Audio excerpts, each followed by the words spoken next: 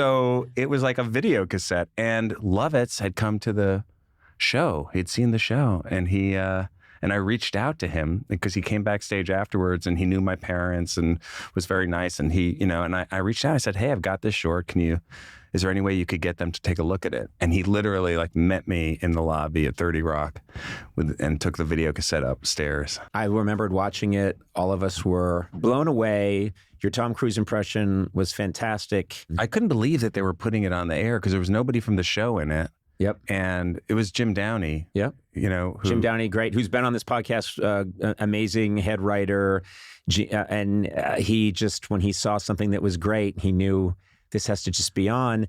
I find it so interesting that people can go back and look at that Color of Money parody that you did, and you should look it up and check it out. But to me, it was saying, it occurred to me today, oh, this was the way to go.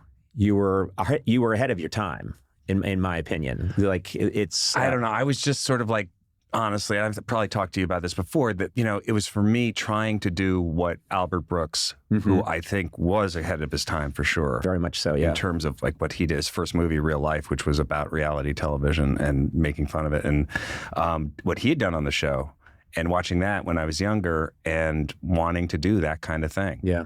So.